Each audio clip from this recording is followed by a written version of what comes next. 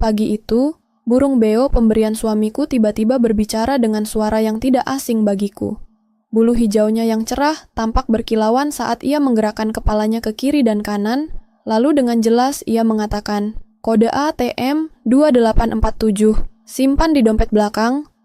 Aku berhenti menyusui bayiku. Jantungku berdegup kencang. Aku belum pernah mengatakan kode ATM-ku pada siapapun. Bahkan tidak kepada suamiku, Rizal, yang sekarang sedang berlayar di tengah laut lepas sebagai ABK kapal tanker. Namaku Sari. Aku guru taman kanak-kanak di Surabaya, atau setidaknya dulu aku guru sebelum melahirkan anak pertamaku 2 bulan yang lalu. Bayi mungilku, Aira, kini sedang tidur nyenyak di pelukanku setelah kenyang menyusu. Hari ini adalah hari Kamis pagi yang seharusnya tenang, tapi burung beo itu, yang diberi nama Kiko oleh Rizal, membuatku merinding. Kiko adalah hadiah terakhir dari Rizal sebelum ia berlayar 3 bulan yang lalu. Waktu itu perutku masih besar, usia kandungan 7 bulan. Rizal pulang dari pelayaran sebelumnya dengan sangkar besar berisi burung beo yang cantik. "Ini teman buat kamu saat aku tidak ada, sayang," katanya sambil mengelus perutku. "Burung beo ini pintar, bisa bicara. Dia akan jaga kamu dan dedek bayi." Aku tertawa waktu itu, mengira Rizal hanya bercanda. Tapi sekarang, kata-kata burung itu membuatku takut. Dengan hati-hati, aku meletakkan Aira di ranjang bayinya, memastikan ia masih terlelap. Lalu aku berjalan mendekati sangkar Kiko yang tergantung di sudut ruang tamu.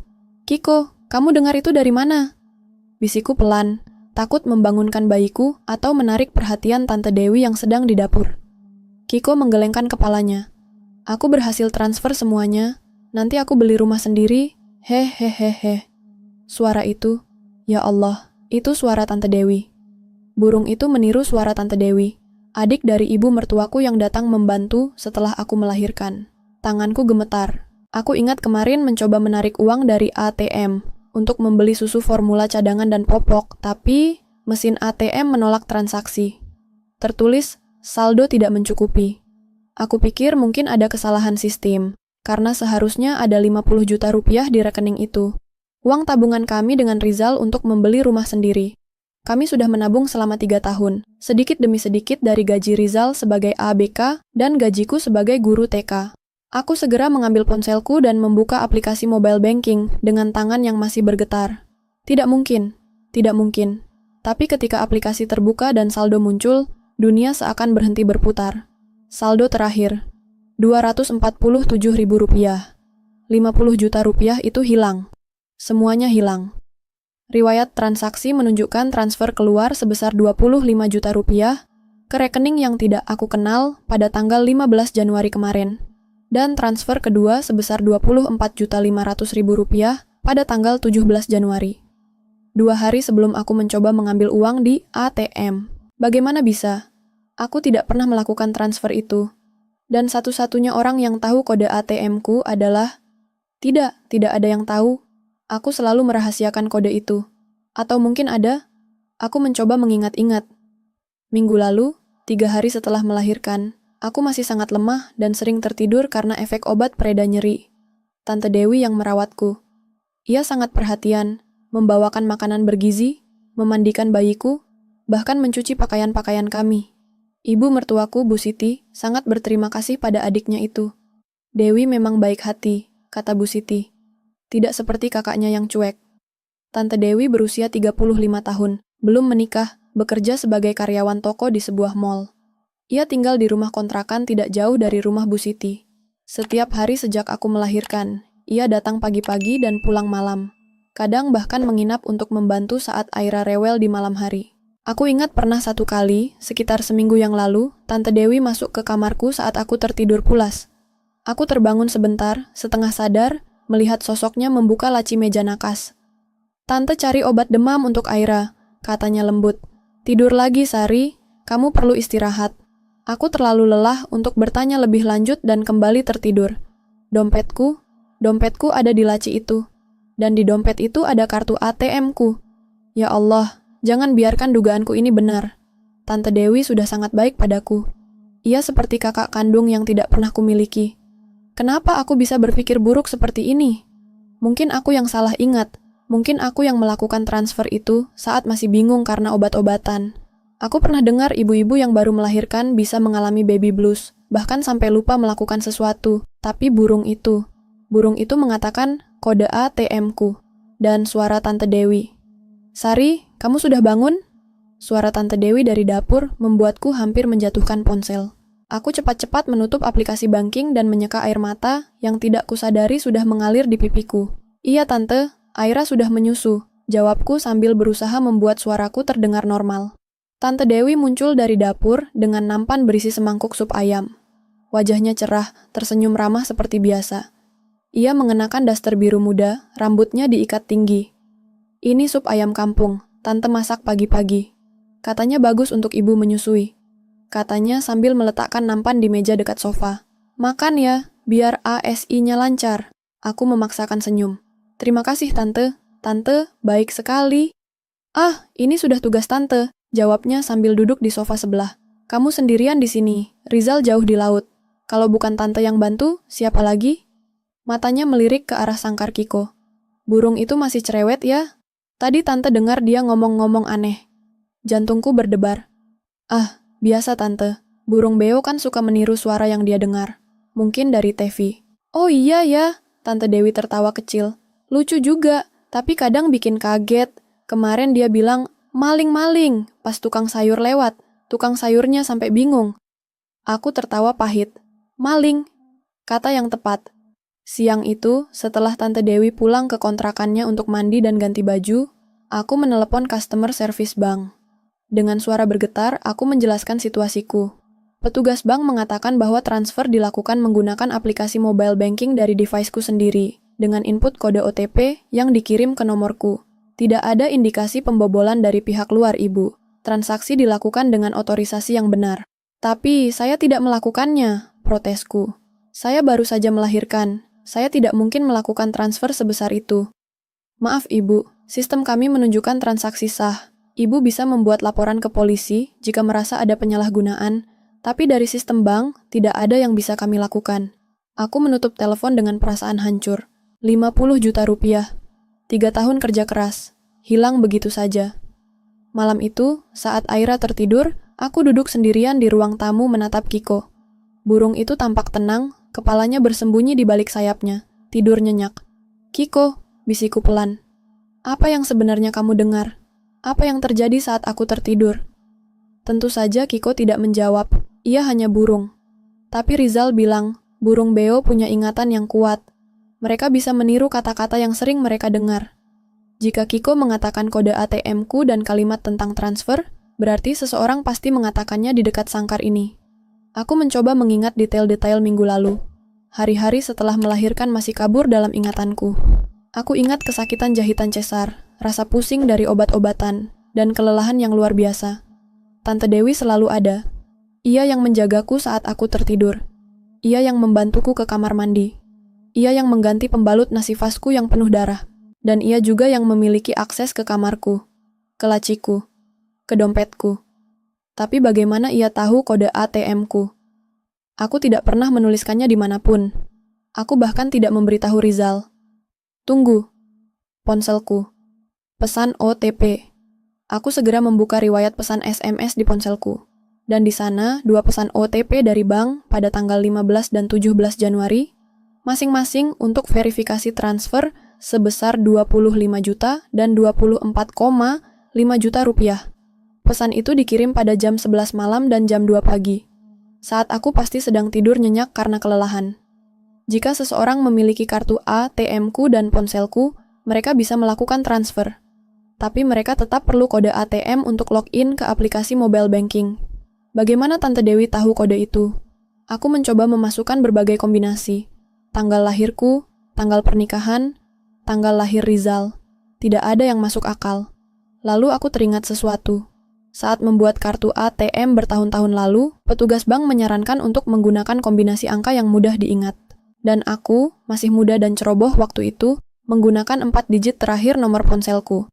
2847. Siapapun yang memegang ponselku bisa melihat nomorku sendiri di pengaturan. Dan jika mereka cukup cerdik untuk mencoba kombinasi itu, ya Allah, betapa bodohnya aku. Keesokan harinya, Tante Dewi datang lagi dengan semangat yang sama. Ia membawa kantong plastik berisi buah-buahan segar. Tante beliin apel dan jeruk, bagus buat ASI, katanya riang. Tapi kali ini, aku memperhatikan matanya. Ada sesuatu yang berbeda. Mungkin karena kecurigaanku, tapi aku merasa ia terlihat lebih waspada, seolah menjaga jarak. Siang itu, saat Tante Dewi sedang mencuci piring, aku pura-pura tidur di kamar, tapi sebenarnya memasang ponselku dalam mode rekaman di antara bantal. Aku ingin tahu apa yang terjadi saat aku tidur. Aku berbaring dengan mata tertutup, mengatur napas seteratur mungkin. Sekitar setengah jam kemudian, aku mendengar langkah kaki pelan memasuki kamar. Jantungku berdebar tapi aku mempertahankan posisiku, berpura-pura tidur nyenyak.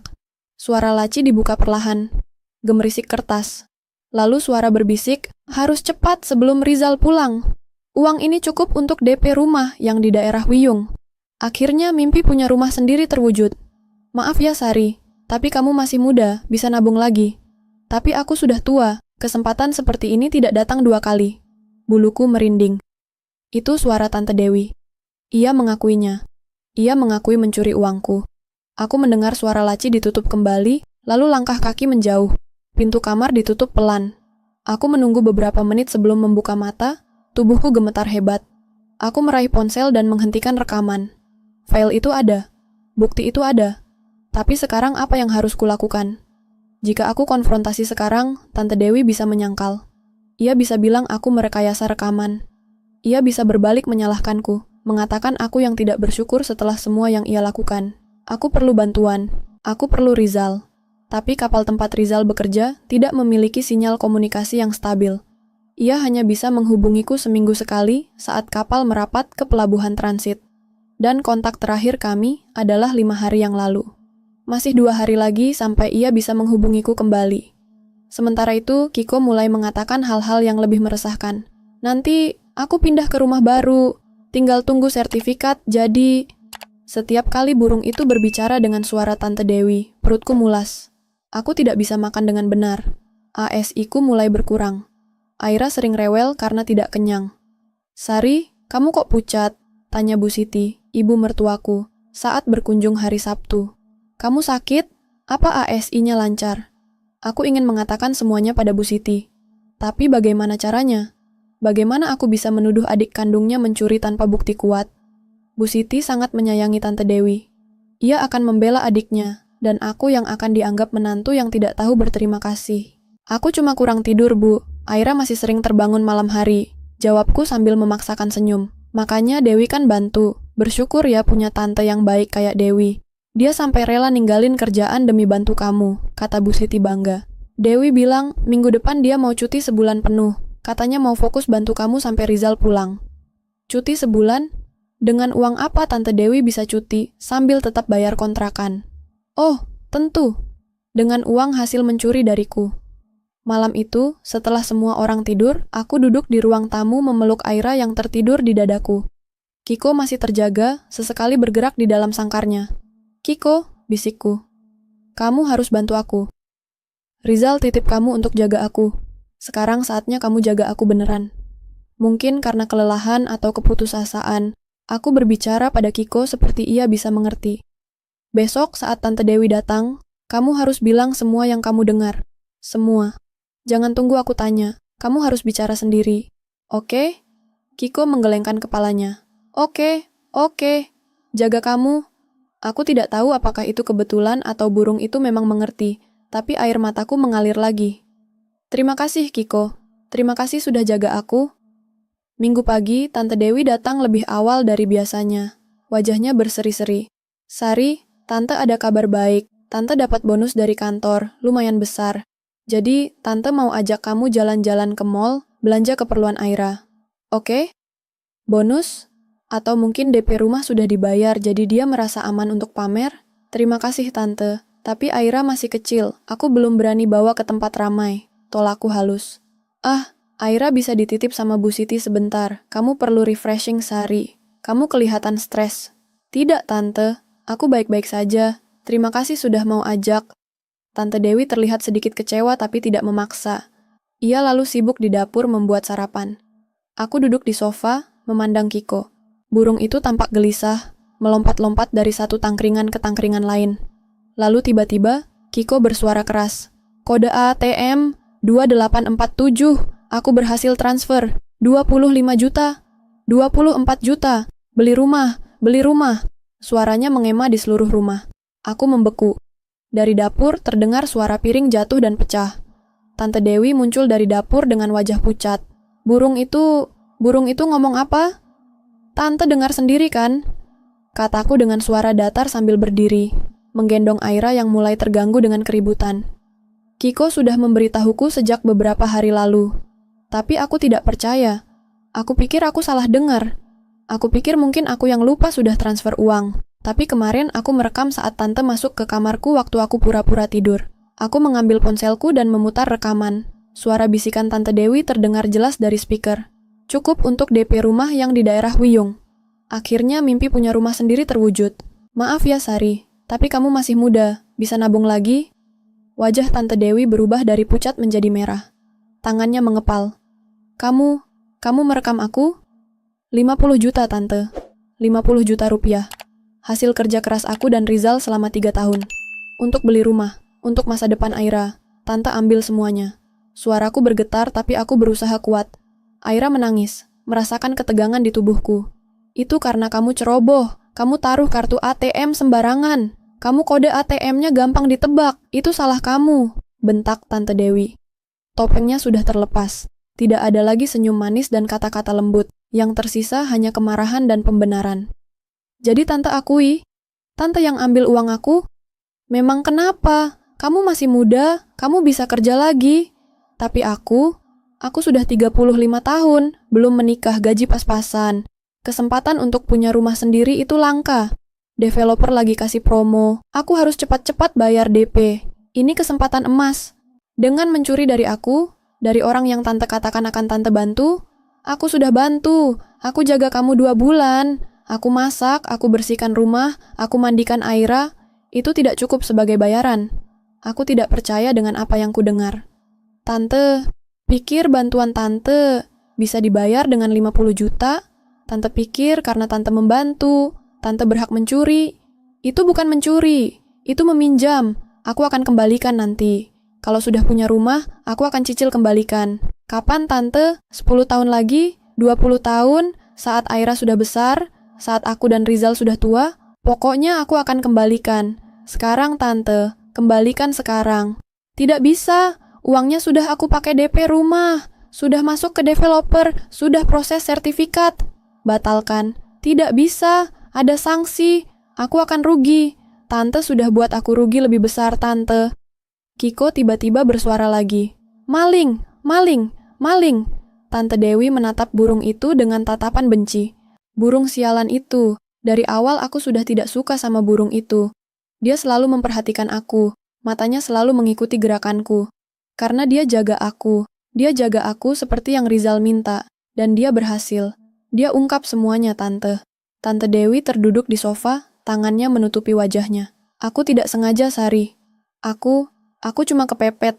Pemilik kontrakan mau naikkan harga sewa 2 kali lipat. Aku tidak sanggup bayar. Aku butuh tempat tinggal. Aku butuh rumah sendiri. Dan solusinya adalah mencuri dari aku, dari keponakanmu sendiri, dari Aira. Aku pikir kalian tidak akan tahu. Aku pikir kalian akan pikir itu kesalahan sistem bank atau apa. Aku tidak tahu burung itu akan... Ia menatap Kiko dengan mata berkaca-kaca. Transfer balik uangku, Tante. Sekarang. Atau aku akan lapor polisi. Aku punya bukti rekaman. Aku punya pengakuan Tante yang terekam di ponsel ini. Dan aku punya transaksi bank yang bisa dilacak ke rekening Tante. Jangan lapor polisi, Sari. Please. Aku akan dikurung. Aku akan kehilangan pekerjaan. Aku akan kehilangan semuanya. Dan aku, Tante pikir aku tidak kehilangan apa-apa? 3 tahun mimpi kami untuk punya rumah sendiri, untuk Aira punya kamar sendiri. Semuanya hilang karena Tante. Tangisan Aira semakin keras. Aku menggendongnya sambil mengayun-ayunkan tubuhku, mencoba menenangkannya walaupun aku sendiri sedang tidak tenang. Tante Dewi masih duduk terdiam, bahunya bergetar. Pintu depan tiba-tiba terbuka. Bu Siti masuk dengan wajah khawatir. Ada apa? Kenapa ribut? Aku dengar dari luar. Aku dan Tante Dewi sama-sama diam. Bu Siti menatap kami bergantian, lalu matanya jatuh pada pecahan piring di lantai dekat pintu dapur. Dewi, kamu kenapa? Sari, ada masalah apa? Sebelum aku sempat menjawab, Tante Dewi bangkit dan berlari ke kamarnya di belakang, mengunci diri di dalam. Bu Siti semakin bingung. "Sari, tolong jelaskan ke ibu apa yang terjadi." Dengan suara bergetar dan air mata yang tidak bisa kubendung lagi, aku menceritakan semuanya pada Bu Siti. Tentang 50 juta yang hilang, tentang Kiko yang mengatakan kode ATM, tentang rekaman yang kubuat, tentang pengakuan Tante Dewi. Bu Siti mendengarkan dengan wajah semakin pucat. Ia tidak menyela, hanya mendengarkan sambil sesekali mengusap air matanya sendiri. Setelah aku selesai, Bu Siti terduduk lemas di sofa. "Dewi melakukan itu? Adikku sendiri?" Suaranya parau. "Tuhan ya Allah, aku tidak percaya. Dewi yang selalu aku banggakan karena rajin dan baik hati. Bu, aku tidak mau buat ibu sedih, tapi ini kenyataannya. Aku punya bukti, dan aku butuh uangku kembali." Bu Siti mengangguk lemah. Tentu, uangmu harus kembali. Ini tidak bisa dibiarkan. Adikku sudah berbuat salah besar." Ia berdiri dengan susah payah, terlihat tiba-tiba menua 10 tahun. "Ibu akan bicara sama Dewi. Ibu akan pastikan dia kembalikan uangmu. Semuanya, berapapun caranya." Bu Siti mengetuk pintu kamar Tante Dewi. "Dewi, buka pintunya. Sekarang, kita perlu bicara." Tidak ada jawaban. Bu Siti mengetuk lebih keras. "Dewi, jangan buat ibu tambah marah. Buka pintu ini sekarang." Akhirnya pintu terbuka. Tante Dewi muncul dengan wajah sembab, mata merah. Bu Siti menarik tangannya dan membawanya ke ruang tamu, memaksanya duduk di hadapanku. "Sekarang kamu akan jelaskan semuanya ke ibu dan ke Sari. Berapa uang yang sudah kamu ambil, kemana uang itu pergi, dan bagaimana kamu akan kembalikan. Dan jangan coba-coba bohong, karena Sari sudah punya bukti." Dengan suara bergetar dan diselingi isakan, Tante Dewi menceritakan semuanya. Ia memang mengambil kartu ATM-ku saat aku tertidur pasca melahirkan. Ia melihat nomorku di pengaturan ponsel dan mencoba sebagai kode ATM. Ternyata benar. Ia kemudian melakukan transfer 2 kali, masing-masing 25 juta dan 24,5 juta rupiah ke rekeningnya sendiri. Ia menggunakan uang itu untuk membayar uang muka sebuah rumah Type 36 di daerah Wiyung, plus biaya administrasi dan renovasi kecil.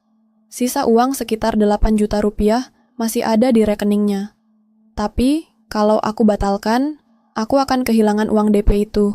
Developer tidak akan kembalikan, kata Tante Dewi dengan suara putus asa. "Itu bukan masalah kami," jawabku tegas. "Tante yang buat keputusan mencuri. Tante yang harus tanggung konsekuensinya. Batalkan pembelian rumah itu, atau aku akan lapor polisi dan biar polisi yang urus." Bu Siti menambahkan dengan suara keras yang tidak biasa, "Dan ibu akan bantu Sari lapor.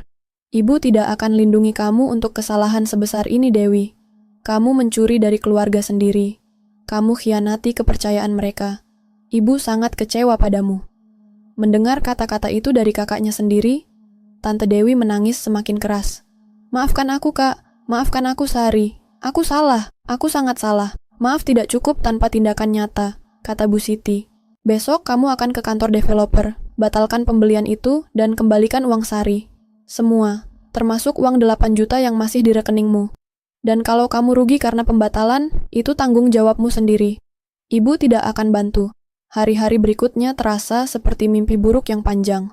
Tante Dewi memang pergi ke developer dan membatalkan pembelian. Ia kehilangan 5 juta rupiah sebagai penalti pembatalan. Dari 50 juta yang ia ambil, ia hanya bisa mengembalikan 45 juta. Uang 8 juta yang tersisa di rekeningnya, ditambah dengan mengambil uang tabungannya sendiri yang tinggal 10 juta, ia transfer ke rekeningku. Total yang kembali, 53 juta. Lebih 3 juta dari yang ia ambil. Tapi kehilangan 5 juta karena pembatalan membuat ia sangat terpukul. Tante Dewi harus kembali menyewa kontrakan dengan harga yang lebih mahal, terpaksa mengambil pinjaman dari koperasi kantornya untuk bayar uang muka sewa. Aku tidak merasa kasihan. Ia pantas mendapat konsekuensi atas perbuatannya. Tapi melihat Bu Siti yang sedih dan kehilangan kepercayaan pada adiknya sendiri, aku merasa ada yang patah dalam keluarga ini. 2 minggu setelah kejadian itu, Rizal pulang lebih awal dari jadwal. Kapal yang ia tumpangi mengalami kerusakan mesin dan harus kembali ke pelabuhan untuk perbaikan. Ketika ia sampai di rumah dan aku menceritakan semua yang terjadi, wajahnya berubah dari syok, marah, lalu akhirnya lega. "Syukurlah kamu selamat, sayang," katanya sambil memelukku erat. "Dan syukurlah aku dengerin kata penjual burung waktu itu. Dia bilang burung beo itu istimewa, bisa jaga rumah." Aku pikir dia cuma jualan, ternyata beneran. Rizal mendekati sangkar Kiko dan berbicara pada burung itu dengan lembut. Terima kasih Kiko, terima kasih sudah jaga istriku.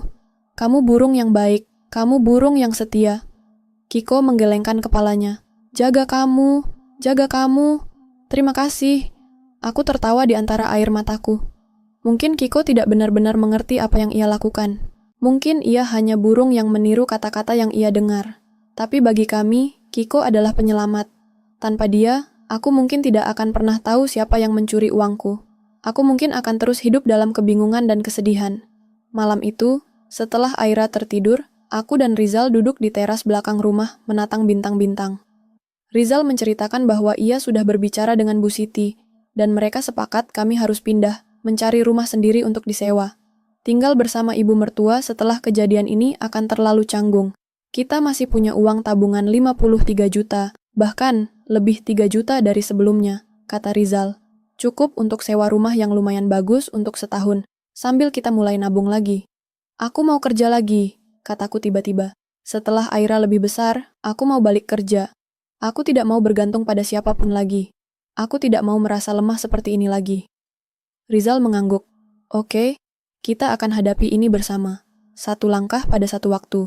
Yang penting sekarang kita punya satu sama lain, punya Aira dan punya Kiko. Ia tertawa kecil. Siapa sangka burung beo jadi pahlawan keluarga kita? 3 bulan kemudian, kami pindah ke rumah kontrakan sederhana di daerah Rungkut. Tidak besar, hanya 2 kamar tidur dan 1 kamar mandi, tapi itu milik kami. Tempat di mana kami bisa memulai lagi. Tempat di mana tidak ada yang bisa masuk sembarangan, tidak ada yang bisa khianati kepercayaan kami. Bu Siti sesekali berkunjung membawa makanan untuk Aira. Hubungan kami masih baik, bahkan mungkin lebih baik karena ia sekarang lebih menghargai kami. Ia meminta maaf berkali-kali atas perbuatan adiknya. Aku memaafkan Bu Siti, karena ia tidak tahu dan ia bahkan membantu kami mendapatkan keadilan. Tapi Tante Dewi, kami tidak pernah bertemu lagi. Ia pindah kerja ke kota lain, kata Bu Siti. Mungkin karena malu, mungkin karena ingin mulai hidup baru. Aku tidak tahu dan aku tidak peduli. Yang penting, aku sudah dapat pelajaran berharga. Aku belajar bahwa tidak semua orang yang tersenyum itu baik hati. Tidak semua yang membantu itu ikhlas. Ada orang yang mendekat karena melihat kesempatan, bukan karena kasih sayang. Dan pelajaran paling penting, jangan pernah meremehkan intuisi, bahkan jika itu datang dari seekor burung. Setiap pagi, sebelum aku mulai aktivitas, aku selalu menyapa Kiko. Selamat pagi pahlawanku, kataku sambil memberinya makanan kesukaannya. Dan Kiko akan menjawab dengan suara Rizal yang pernah ia rekam. Selamat pagi, sayang.